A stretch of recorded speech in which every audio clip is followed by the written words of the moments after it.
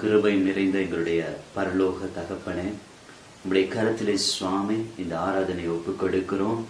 ராஜா, நீங்கள் இந்த பூமிக்கு வந்து மனிதனுடைய பாவத்தை மன்னித்து அவனுடைய சாபங்களை நீக்கி ஆண்டவரே உம்மோடு கூட பரலோகத்துக்கு ஆண்டவரே சுவாமி செல்லுகிறதற்கான வழியை உருவாக்கி ஆண்டவரே சுவாமிகளை ஆசீர்வதித்த ஆண்டவரே சுவாமி தினத்தை நாங்கள் கொண்டாடுகிற நாட்களாக இருக்கிறது. இதோ தகப்பனே சுவாமி, இன்றைய நாளில் இந்த ஆராதனையில் கர்த்தாவே சுவாமி உம்முடைய நாமம் மகிமைப்படும் படிக்கும், உம்முடைய ஆண்டவரே சுவாமி சித்தம் நிறைவேறும் படிக்கும் நீங்கள் ஆசீர்வதிக்கும்படியாக நாங்கள் ஜெபிக்கிறோம்.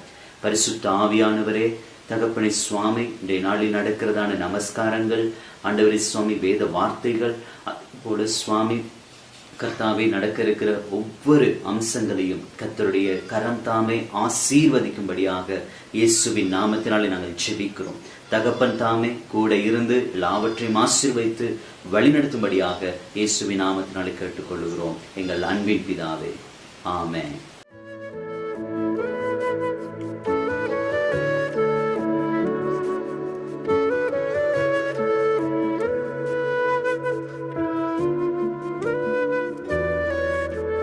துதிகளின் மத்தியில் வாசம் செய்பவரே, தூயவரே, என் மேய்ப்பரே.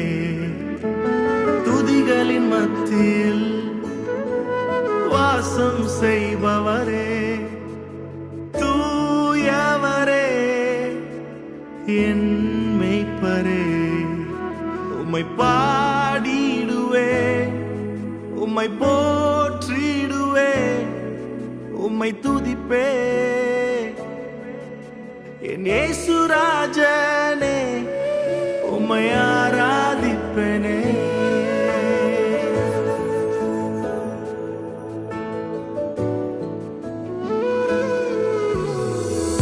எந்தன் உள்ளத்தில் என்றும் இருப்பவரே, என்னை என்றும் வழி நடத்துபவரே. எந்தன் உள்ளத்தில் என்றும் இருப்பவரே, என்னை என்றும் வழி நடத்துபவரே. நீரே என் தஞ்சம், எனக்கு யாரும் இல்லை. என் கரத்தை பிடித்து என்றும் நடத்தி செல்லுமே. நீரே என் தஞ்சம், எனக்கு யாரும் இல்லை. என் கரத்தை பிடித்து என்றும் நடத்தி செல்லுமே. இயேசு ராஜனே, உம்மை ஆராதிப்பேனே.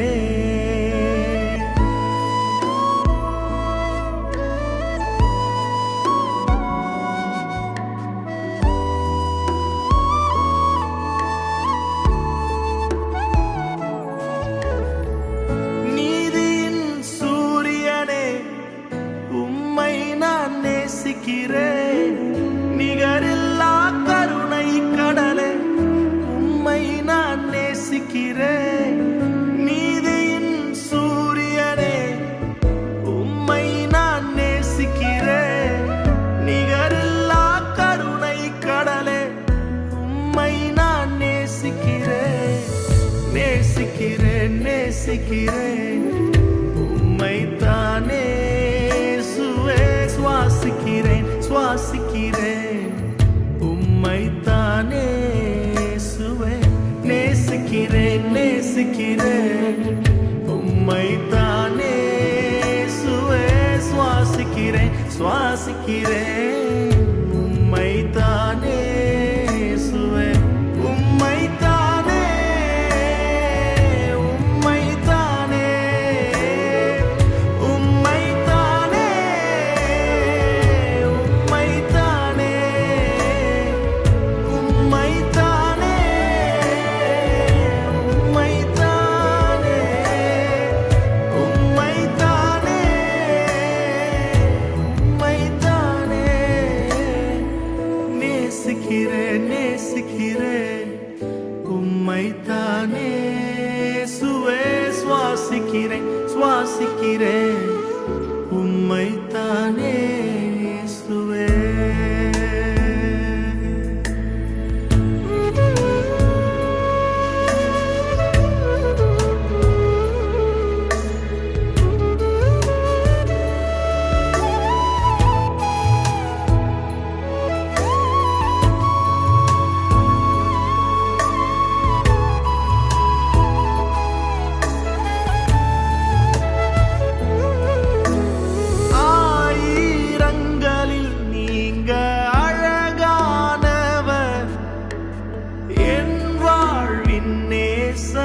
நீரே.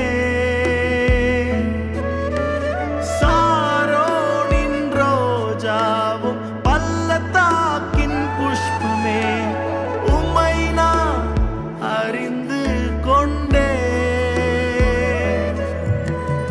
ஆயிரங்களில் நீங்க அழகானவர், என் வாழ்வின் நேசர் நீரே. சாரோனின் ரோஜாவும் பள்ளத்தாக்கின் புஷ்பமே, உம்மை நான் அறிந்து கொண்டேன். உம்மை பார்க்கணும், உந்தன் பாசத்தில் மூழ்கணும், இதுதான் என் வாஞ்சை ஐயா. உம்மை பார்க்கணும், உந்தன் பாசத்தில் மூழ்கணும், இதுதான் என் வாஞ்சை ஐயா. அழகானவர், தூயவரே, உயர்ந்தவரே, என் அன்பே. அழகானவர், தூயவரே, உயர்ந்தவரே, என் அன்பே. சங்கீதம் 82. தேவன் சபையிலே தேவன் எழுந்தருளி இருக்கிறார். தேவர்களின் நடுவிலே அவர் நியாயம் விசாரிக்கிறார். எதுவரைக்கும் நீங்கள் அந்நியாயம் தீர்ப்பு செய்து துன்மார்க்கருக்கு முகதாட்சாணியம் பண்ணுவீர்கள்? ஏழைக்கும் திக்கற்ற பிள்ளைகளுக்கு நியாயம் செய்து சிறுமைப்பட்டவனுக்கும் திக்கற்றவனுக்கும் நீதி செய்யுங்கள். பலவீனனையும் எளியவனையும் விடுவித்து துன்மார்க்கன் கையுக்கு அவர்களை தப்புவியுங்கள். அறியாமலும் உணராமலும் இருக்கிறார்கள், அந்தகாரத்திலே நடக்கிறார்கள். தேசத்தின் அஸ்திபாரங்கள் எல்லாம் அசைகிறது. நீங்கள் தேவர்கள் என்றும் நீங்கள் எல்லோரும் உன்னதமானவரின் மக்கள் என்றும் நான் சொல்லி இருந்தேனே. ஆனாலும் நீங்கள் மனுஷரை போல செத்து லோக பிரகாரங்களிலே ஒருவரை போல விழுந்து போவீர்கள். தேவனே எழுந்தருளும், பூமிக்கு நியாய தீர்ப்பு செய்யும் நீரே சகல ஜாதிகளையும் சுதந்திரமாக கொண்டு இருப்பவர். ஆமென், ஆமென். உங்க கிருபை தந்து இம்மட்டும் நடத்தி வந்தீர், உன் தயவை தந்து என்னையும் உயர்த்தி வைத்தீர். உங்க கிருபை தந்து இம்மட்டும் நடத்தி வந்தீர், உன் தயவை தந்து என்னையும் உயர்த்தி வைத்தீர். இயேசுவே, உம் அன்பை நான் என்ன சொல்வேன்? உள்ளம் நன்றியால் நிறைந்து ஆராதிப்பேன். இயேசுவே, உம் அன்பை நான் என்ன சொல்வேன்? உள்ளம் நன்றியால் நிறைந்து ஆராதிப்பேன். உங்க கிருபை தந்து இம்மடி நடத்தி வந்தீர், தயவை தந்து என்னை உயர்த்தி வைத்தீர். உங்க கிருபை தந்து இம்மட்டும் நடத்தி வந்தீர், தயவை தந்து என்னை உயர்த்தி வைத்தீர்.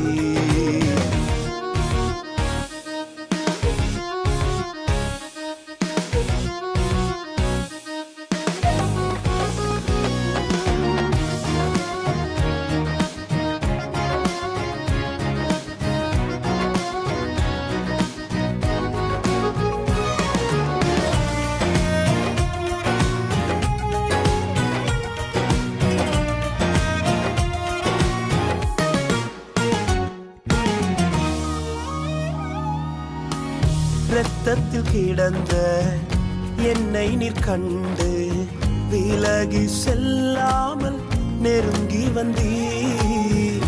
பாவங்கள் கழுவி வஸ்திரம் விரித்து ரட்சிப்பினாலே அலங்கரித்தீர். கிருபையை ருசித்து பாட வைத்தீர், உந்தன் தயவை ருசித்து துதிக்க வைத்தீர். கிருபையை ருசித்து பாட வைத்தீர், உந்தன்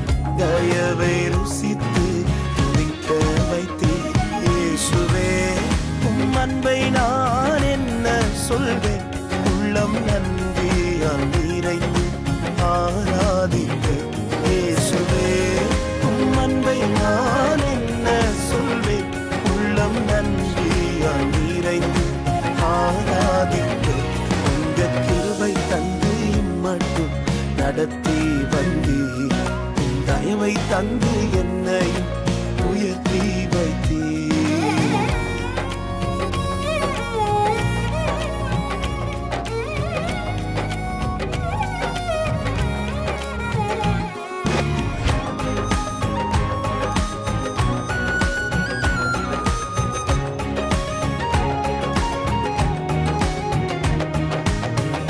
ஒன்றுமே இல்லா துவங்கின என்னை ஒவ்வொரு நாளும் பராமரித்தீர் இன்று நான் கண்டு வியக்கும்படிக்கு அற்புதங்கள் பல எனக்கு செய்தீர் கிருபையை ருசித்து பாட வைத்தீர் இந்த தயவை ருசித்து துதிக்க வைத்தீர் கிருபையை ருசித்து பாட வைத்தீர் இந்த தயவை ருசித்து துதிக்க வைத்தீர் இயேசுவே உம் அன்பை நான் என்ன சொல்வேன் உள்ளம் நன்றியால் நிறைந்து ஆராதிக்க இயேசுவே உம் அன்பை நான் என்ன சொல்வேன் உள்ளம் நன்றியால் நிறைந்து ஆராதிக்க உங்க கிருபை தந்து இம்மட்டும் நடத்தி வந்தீர் உம் தயவை தந்து என்னை உயர்த்தி வைத்தீர்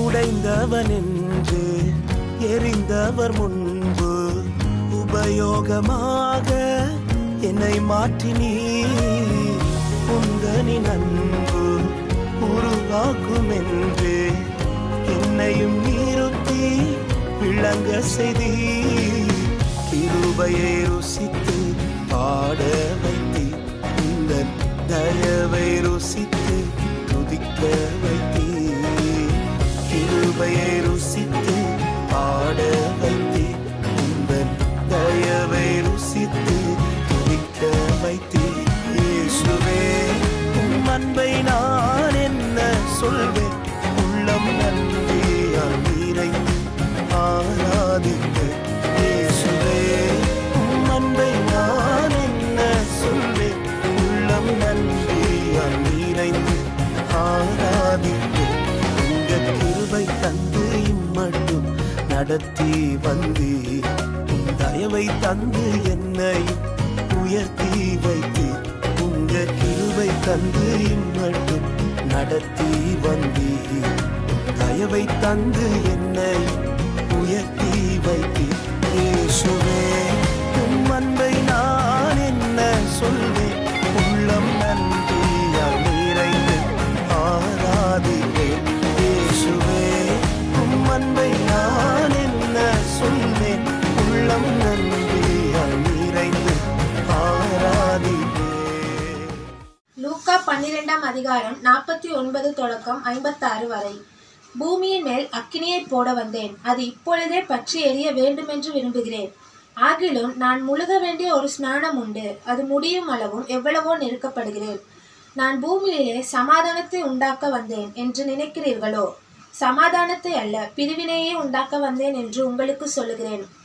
எப்படியெனில் இது முதல் ஒரே வீட்டிலே 5 பேர் பிரிந்திருப்பார்கள், 2 பேருக்கு விரோதமாய் 3 பேரும், 3 பேருக்கு விரோதமாய் 2 பேரும் பிரிந்திருப்பார்கள். தகப்பன் மகனுக்கும், மகன் தகப்பனுக்கும், தாய் மகளுக்கும், மகள் தாய்க்கும், மாமி மருமகளுக்கும், மருமகள் மாமிக்கும் விரோதமாய் பிரிந்திருப்பார்கள் என்றார். பின்பு அவர் ஜனங்களை நோக்கி, மேற்கே மேகம் எழும்புகிறதை நீங்கள் காணும்போது மழை வரும் என்று சொல்லுகிறீர்கள், அந்தப்படியும் ஆகும். தென்றல் அடிக்கிறதை நீங்கள் காணும்போது உஷ்ணம் உண்டாகும் என்று சொல்லுகிறீர்கள், அந்தப்படியும் ஆகும்.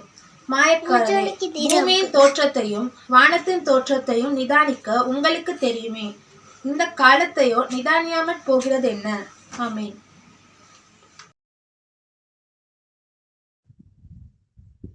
உங்கள் அனைவருக்கும் இயேசுவின் நாமத்தில் வாழ்த்துக்கள். நற்செய்தி புத்தகத்திலிருந்து இந்த வாரத்துக்கான வாசிப்பு லூக்கா எழுதின சுவிசேஷம் 12வது அதிகாரம் 49வது வசனம் முதல் 56வது வசனம் வரைக்கும். உண்மையாகவே சொல்வதானால் நாம் இங்கு படிக்கப் போகின்ற இந்த முதல் பகுதியானது இயேசுவின் போதனைகளில் மிகவும் கடினமான போதனையாக இது காணப்படுகிறது. ஏனென்றால் அவர் நம் அனைவரின் வாழ்க்கையோடு மிகவும் நெருக்கமான மற்றும் தொடர்புடைய முக்கியமான ஒன்றை பற்றி பேசுகிறார். அதாவது மனித உறவுகள், குறிப்பாக குடும்ப உறுப்பினர்களுக்கிடையே உள்ள உறவு, இவைகளை குறித்து இயேசு பேசுகின்றார். அவரை பின்பற்றுவதில் இருக்க உண்மையான கிரயம் என்ன என்பதை பற்றி இயேசு இங்கே எச்சரிப்பதை பார்க்கின்றோம். சில சமயங்களில் அந்த கிரயம் உறவுகளிடமிருந்து வரும் பிரிவின் வடிவத்திலே வருகிறது. இயேசு இங்கே எச்சரிப்பதை பற்றி நான் கூறுவதற்கு முன், மனித உறவுகள் கர்த்தரால் கொடுக்கப்பட்ட பரிசுகள், ஆசீர்வாதங்கள் என்பதை முதலாவது நான் வலியுறுத்தி காண்பிக்க விரும்புகிறேன். உண்மையிலே வேதாகமத்தில் முதல் புத்தகமான ஆதியாகம புத்தகத்தில் கர்த்தர் ஆதாமை படைத்த போது மனிதன் தனிமையாக இருப்பது நல்லதல்ல என்று அவரே கண்டார். ஆகவேதான் அவர் அவனுக்காக ஏவாளை உருவாக்குகின்றார். ஆகவே நாம் ஒருவருக்கொருவர் ஐக்கியம் கொள்ள வேண்டும் என்று கர்த்தர் விரும்புகிறார். மனித உறவுகள் மிக மிக முக்கியமானவை என்பதை தேவன் மீண்டும் வலியுறுத்துகின்றார். இயேசுவும் அடிக்கடி கூறிய விடயம்தான், உன்னுடைய முழு இருதயத்தோடும் ஆத்துமாவோடும் மனதோடும் பலத்தோடும் கர்த்தரிடத்தில் அன்பு கூற வேண்டும். அதே போல உன்னை போல நீ பிறனையும் நேசிப்பாயாக என்று இயேசு கூறுவதை நாங்கள் பார்க்கின்றோம். இதுவே பிரதான கற்பனை என்று இயேசு கூறுகிறார். ஆகவே ஆரோக்கியமான மனித உறவுகளுக்கு தேவன் அதிக முன்னுரிமை கொடுப்பதை நாம் வேதத்திலே பார்க்கின்றோம். இருந்தாலும் நமக்கு நெருக்கமானவர்கள் உட்பட அனைவரும் ஒரே நிலையில் இருப்பது கிடையாது. ஒரு சிலர் தங்கள் வாழ்க்கையில் இயேசுவை முதன்மைப்படுத்தி அவரை பின்தொடர்வதை தெரிந்தெடுத்து அல்லது அவரை நம்பி இந்த பயணத்தை முன் செல்ல அங்கே முன் வருவது கிடையாது. எல்லாரும் ஒரே விதமாக அவரை நம்பி அவரை பின்பற்றுவதை தெரிவு செய்யாததால் தான் சில நேரங்களில் உறவுகளில் பிளவுகள், பிரிவுகள் போன்றவை உருவாகிறது. ஆனால் இதை தவறாக புரிந்து கொள்ளக்கூடாது. இயேசு தம் மக்களுக்காகவும் உங்களுக்காகவும் எனக்காகவும் நாம் ஒற்றுமையாக இருப்பதற்காக அவர் அதிகமாய் ஜெபித்திருக்கின்றார். அவருக்கு மிகவும் முக்கியமாய் காணப்படும் விடயங்கள் இது ஒன்றாகும். அவர்கள் ஒன்றாய் இருப்பது போல நாமும் ஒன்றாக இருப்பதை அவர் விரும்புகிறார். நாம் ஒருவரோடு ஒருவர் ஐக்கியம் கொள்வதை தேவன் மிகவும் விரும்புகிறார். இருப்பினும் முதலாவதாக நாம் கர்த்தருடன் உண்மையான ஐக்கியத்தை ஏற்படுத்தி கொள்ளாமல் ஒருவரோடு ஒருவர் அங்கே ஐக்கியத்தை கட்டியெழுப்ப ஒரு நாளும் முடியாது. நம்முடைய பாவங்களின் நிமித்தம் தேவனுடனான நமது ஐக்கியமானது உடைந்து விடும் போது அது மற்றவர்களிடையே இருக்கின்ற நமது ஐக்கியத்தை, உறவையும் பாதித்து விடுகிறது. எனவே இயேசுவுடன் நமக்கு இருக்கின்ற உறவானது நம் வாழ்வில் முதன்மையானதும் நமது வாஞ்சியாகவும் இருக்க வேண்டும். மற்றவர்கள் செய்தாலும் செய்யாவிட்டாலும் அதனால் ஏற்படும் விளைவுகள் என்னவாக இருந்தாலும் நாம் அவரை முழுமையாக பின்பற்ற வேண்டும். உண்மையில்லாத குடும்ப உறுப்பினர்கள் நம் குடும்பங்களில் இருக்கின்றார்கள் என்பதால் நாம் இயேசுவை பின்தொடர்ந்து செல்லும் பயணத்தை இடைநிறுத்திவிட முடியாது. கிரயத்தை கணித்து அவருடனான நமது உறவை தக்க வைத்துக் கொள்வதற்காக எத்தகைய அர்ப்பணிப்பாக இருந்தாலும் அதற்கு விலை கொடுக்க வேண்டுமானாலும் நாம் கொடுக்க தயாராக இருக்க வேண்டும்.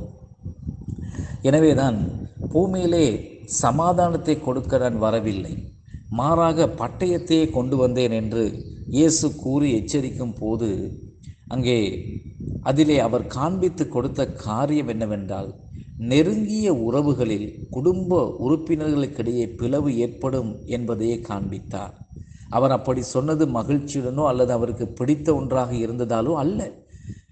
காரணம், அது ஒரு சோகமான துக்ககரமான ஒரு யதார்த்தமாக காணப்படுகிறது. எல்லோரும் இயேசுவை விசுவாசிப்பதற்கு அவரை பின்பற்றுவதற்கும் விருப்பப்படுவது கிடையாது. இத்தகைய சூழ்நிலைகளில் தான் நாம் நமது நெருங்கிய உறவுகளில் மற்றும் நம் குடும்ப உறுப்பினர்களுக்கிடையே பிரிவினை, பிளவுகளை உண்டாக்குகிறது. மீண்டும் 31வது மற்றும் 51வது வசனங்களில் ஒரு எச்சரிப்பை நாம் காணக்கூடியதாக இருக்கிறது. நான் பூமியிலே சமாதானத்தை வைத்து போக வந்தேன் என்று நினைக்கிறீர்களா என்று இயேசு கேட்டார். மேலும் அவர் சொல்லுகிறார், சமாதானத்தை அல்ல, பிரிவினையை உண்டாக்க வந்தேன். எப்படியெனில், இது முதல் ஒரே வீட்டில் 5 பேர் பிரிந்திருப்பார்கள். 2 பேருக்கு விரோதமாக 3 பேரும், 3 பேருக்கு விரோதமாக 2 பேரும் பிரிந்திருப்பார்கள். தகப்பன் மகனுக்கும், மகன் தகப்பனுக்கும், தாய் மகளுக்கும், மகள் தாய்க்கும், மாமி மருமகளுக்கும், மருமகள் மாமிக்கும் விரோதமாய் பிரிந்திருப்பார்கள் என்றார். மக்கள் தாங்கள் எடுக்கும் முடிவுகள், தெரிவுகள், தங்களது அர்ப்பணிப்பு மற்றும் தாங்கள் இயேசுவை பின்பற்றாமல் போவது என்பதன் அடிப்படையில் தான் பிரிந்து போகின்றார்கள். கடைசி காலத்திலே நாம் முடிவை நோக்கி பயணிக்கும் போது அவர் நிமித்தம் அநேக உறவு ரீதியான பிரிவினைகளுக்கும் சேதங்களுக்கும் நாம் முன் கொடுக்க வேண்டி இருக்கிறது என்பதை இயேசு நமக்கு நினைவுபடுத்துகின்றார், எச்சரிக்கின்றார். கடைசி காலத்துக்கான அறிகுறிகள், அடையாளங்களை பார்க்கும் போது அவைகளில் இதுவும் ஒன்றாக காணப்படுகிறது. மேலும் 54வது வசனத்திலிருந்து ஜனங்கள் எப்படி காலநிலையை கணிக்கின்றார்கள் என்பதை பற்றி பேசத் தொடங்குகின்றார்.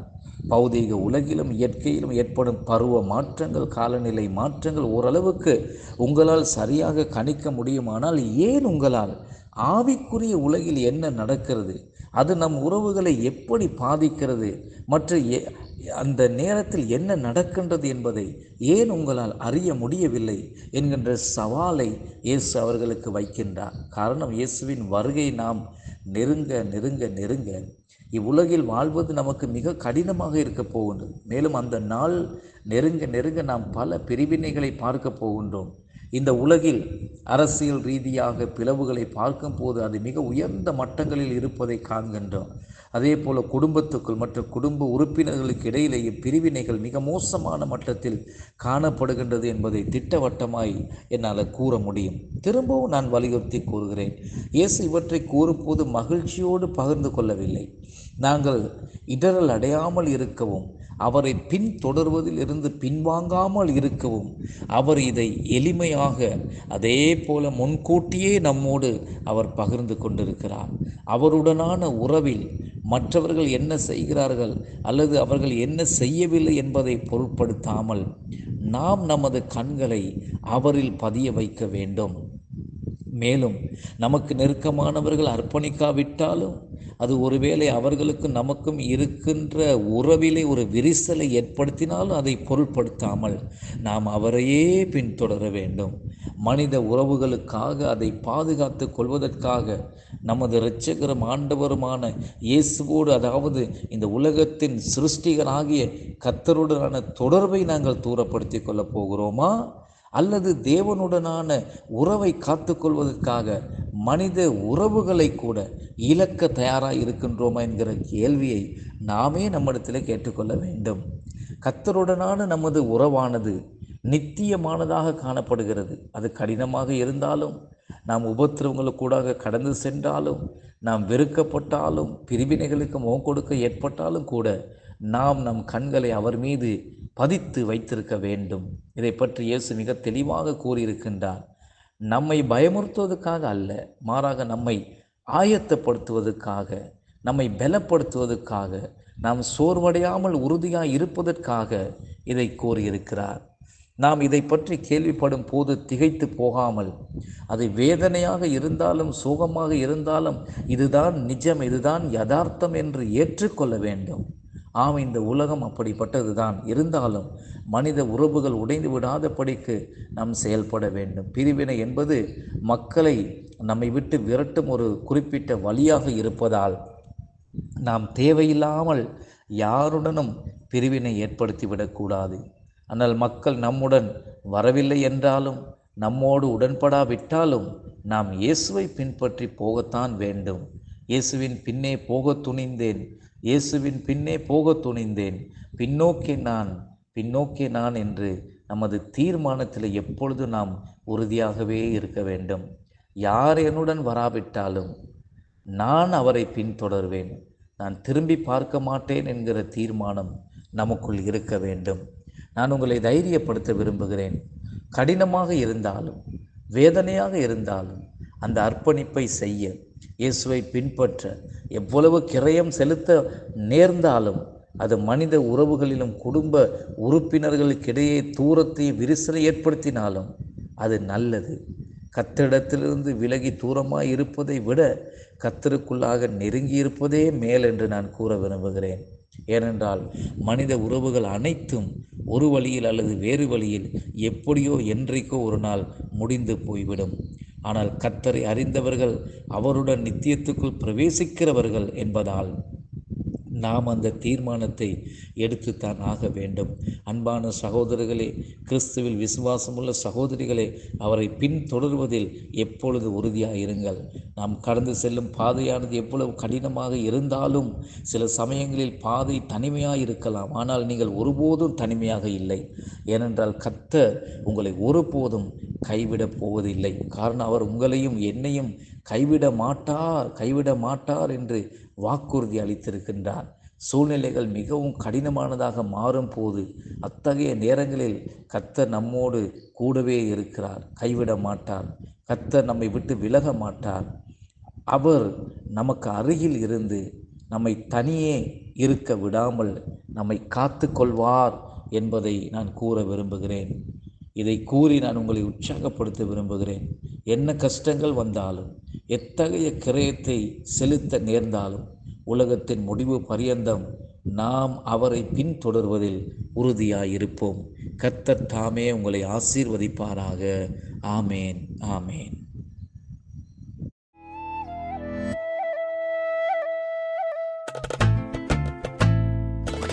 என் இதயம் துடிக்க மறந்தால் அதுதான் கடைசி நிமிடம். நான் உம்மை துதிக்க மறந்தால் அந்த நாள் என் மரணம். என் இதயம் துடிக்க மறந்தால் அதுதான் கடைசி நிமிடம். நான் உம்மை துதிக்க மறந்தால் அந்த நாள் என் மரணம். ஆராதனை ஆராதனை ஆராதனை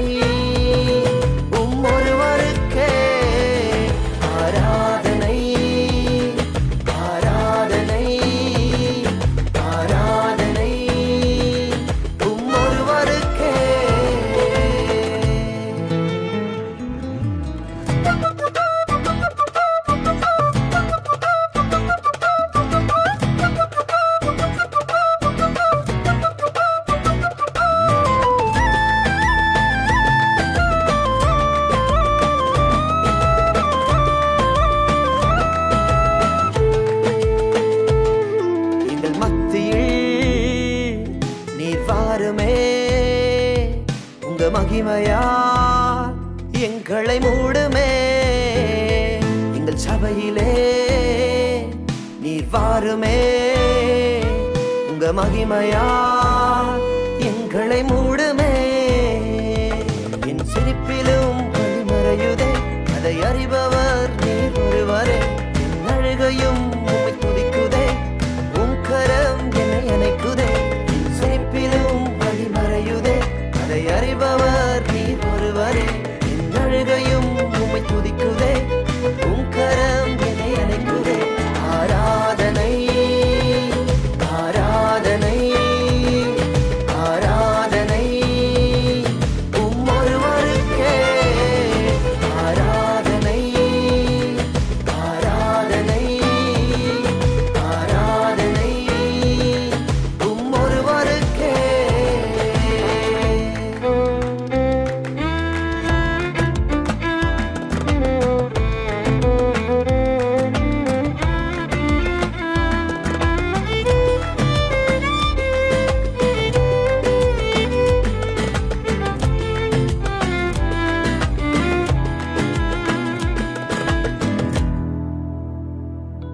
உங்க கிருபைதான் எங்கள் மேன்மையே. நீர் ஒருவர்தான் எங்கள் வாஞ்சையே. உங்க கிருபைதான் எங்கள் மேன்மையே. நீர் ஒருவர்தான் எங்கள் வாஞ்சையே. உம் இதய துடிப்பை நான் அறியணும். என் இதயம் உமக்காக துடிக்கணும். உம் சமூகத்தில் நான் கிடக்கணும். என் என் ஜீவனும் பாதமடியனும் உம் இதய துடிப்பை நான் அறியனும் என் இதயம் உமக்காக துடிக்கணும் உம் சமூகத்தில் நான் கிடக்கணும் என் ஜீவனும் பாதமடியனும். ஞானிகளை வெட்கப்படுத்தும்படியாக உலகத்தில் பைத்தியங்களை தெரிந்து கொண்டவரே, ஒன்றுக்கும் உதவாத எங்களையும் ஒன்றுக்கும் தகுதியில்லாத எங்களையும் ஒருவரும் மதிக்காத எங்களையும் ஆண்டவரே இந்த உலகத்தில் உயர்த்தி வைத்து அப்பாவுமை ஆராதிக்கும்படியாக நீர் பாராட்டின இந்த கிருபைக்காக நாங்கள் நன்றி செலுத்துகிற ஆண்டவரே. அப்பா, எங்களுடைய ஜீவன் பிரிகிற வரைக்கும் உங்களுடைய ஆராதனையும் ஒருவருக்கு மாத்திரமே. ஆராதனை ஆராதனை ஒருவருக்கே. ஆராதனை ஆராதனை ஆராதனை ஒருவருக்கே ஒருவருக்கே ஒருவருக்கே ஒருவருக்கே. என் இதயம் துடிக்க மறந்தால் அதுதான் கடைசி நிமிடம். நான் உம்மை துதிக்க மறந்தால் அந்த நாள் என் மரணம். அன்பின் மகா கிருபை நிறைந்த தேவனே, இந்த அருமையான நாளிலும் இதுவரை அப்பா உம்மை பாடி பாடலுக்கூடாக நன்றி சொல்ல கொடுத்த கிருபைக்காக நன்றி. அதே வண்ணம் அப்பா, நாங்கள் இதுவரை செவிமடுத்த தேவ செய்திக்காக நன்றி சுவாமி. அந்த தேவ செய்தியை பகிர்ந்து கொண்டவர்களுக்காக நன்றி சொல்லுகிறோம். அப்பா, இந்த நாளிலும் நீர் எங்களோடு பேசின ஒவ்வொரு வார்த்தைகளுக்காக நன்றி. ஆமாண்டவரே, அந்த வார்த்தையானது 30, 60, 100 பலன் கொடுக்கத்தக்கதாக இந்த நாளிலே எங்கள் வாழ்க்கையிலே கிரியை செய்ய நீர் எங்களுக்கு கிருபை கட்டளையிடும்படி நாங்கள் ஜெபிக்கின்றோம். ஆமாப்பா, விசேஷமாக அநேகருக்கு சாட்சியுள்ளவர்களாக, அநேகருக்கு எடுத்துக்காட்டும் பிள்ளைகளாக, அநேகரை உம்மண்டை வழிநடத்தும் பிள்ளைகளாக நீர் எங்களை மாற்றும்படியாக நாங்கள் மன்றாடுகிறோம். மது வார்த்தையை நாங்கள் செவிமடுத்து அப்படியே இருந்து விடாதபடி அதை எங்கள் வாழ்க்கையிலே செயல்படுத்தத்தக்கதான கிருபையால் எங்களை நிரப்பும்படியாக நாங்கள் ஜெபிக்கின்றோம். இந்த நாளிலும் ஆண்டவரே அப்பா, இதுவரை நடத்தின தேவன் தொடர்ந்தும் எங்களுடைய எதிர்காலத்தை உங்களுடைய கரத்தில் ஒப்பு கொடுக்கிறோம். செய்தியை கேட்ட வண்ணம் அப்பா, எதிர்காலத்திலே அநேகருக்கு ஆசீர்வாதமாய் இருக்க நீர் கிருபை கட்டளிடுங்க. அதே போல் இந்த வேளையிலும் இந்த பணியிலே ஈடுபட்டிருக்கிற ஒவ்வொருவருக்காக நாங்கள் ஜெபிக்கின்றோம். சுவாமி, ஒரு அருமையான பணி அவர்களுக்கு கொடுத்திருக்கிறீங்க. தொடர்ந்து அவர்களை பலப்படுத்துங்க. அநேகருக்கு வார்த்தை சுவிசேஷமானது கடந்து செல்லத்தக்கதாக நீர் அவர்களை பயன்படுத்துகிற கிருபைக்காக நன்றி. தொடர்ந்து பலப்படுத்துங்க, ஆசீர்வதிங்க. இந்த அருமையான நாளுக்காக நன்றி. தொடர்ந்து மிகுதியான நாட்களையும் கூட கருத்தில் ஒப்பு கொடுக்கிறோம். இயேசுவின் நாமத்தில் ஜெபிக்கின்றோம் நல்ல பிதாவே, ஆமென். அறிவெல்லாம் கடந்த கடவுளின் சமாதானம் உங்கள் மனமெல்லாம் நிறையட்டும். கடவுளையும் அவர் மைந்தன் இயேசு கிறிஸ்துவையும் பற்றிய அறிவிலும் அன்பிலும் அது உங்கள் நிலை கொள்ளச் செய்யட்டும். தந்தை, மைந்தன், புனித ஆவியானவராகிய அனைத்து வல்ல கடவுளின் ஆசி எப்போதும் உங்கள் மீதும் உங்களோடும் நிறைவாய் என்றும் தாங்குவதாக. ஆமென்.